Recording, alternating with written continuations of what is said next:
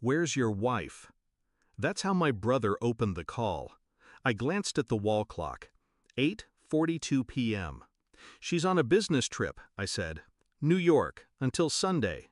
Silence. Then came his voice, flat, careful.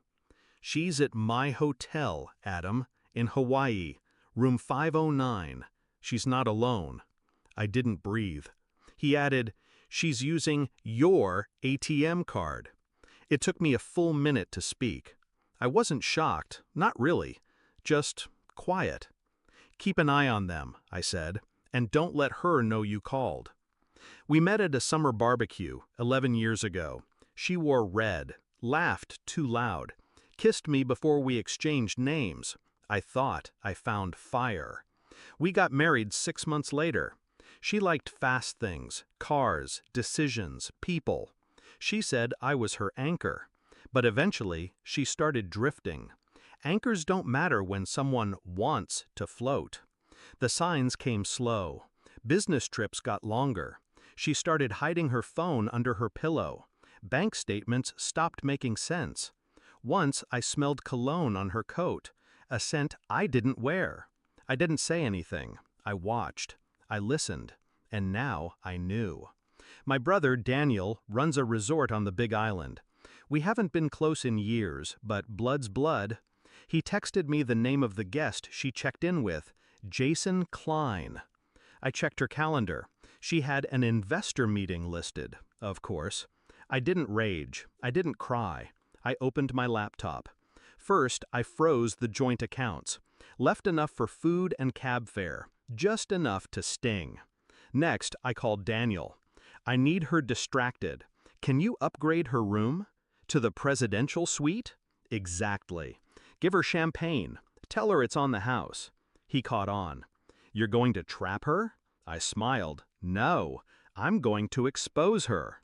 I booked a last-minute flight, landed in Kona just after sunrise, rented a car, drove straight to the resort.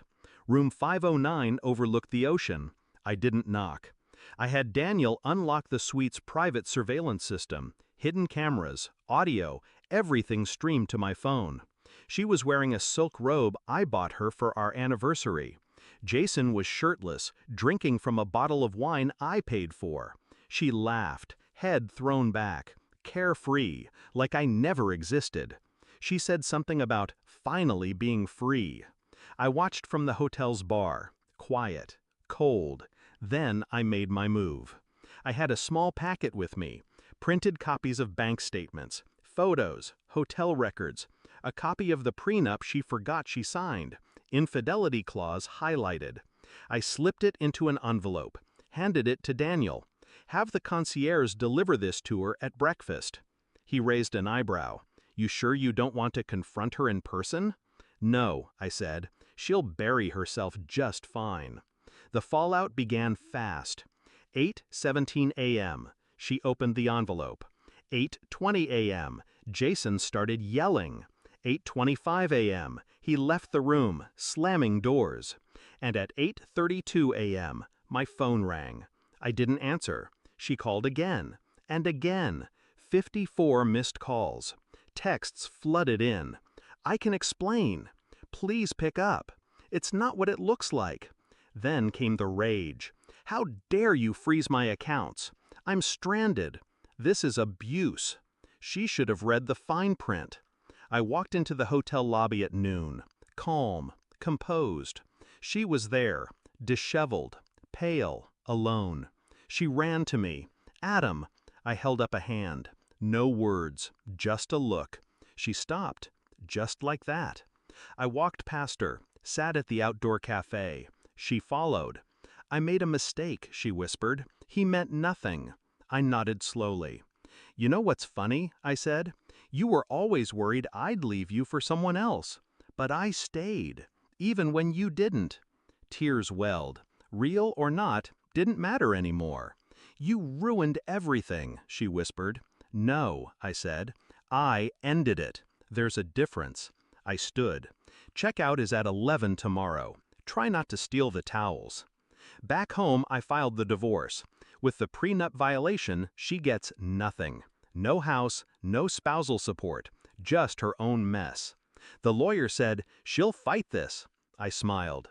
Let her. I already won. Now I sleep soundly, alone but at peace. The air feels lighter. I didn't yell, I didn't beg, I just let the truth do the talking. She chose a beach fling over a life we built. She tried to lie, to take, to run. But I had one thing she didn't: control. She hasn't called since the court ruling. Last I heard, Jason blocked her too. Figures. You play with fire, you end up alone on a beach with nothing but regrets, and a canceled card. As for me, I built back quietly, smarter, stronger. She had the sun, but I had the storm, and I brought it with silence.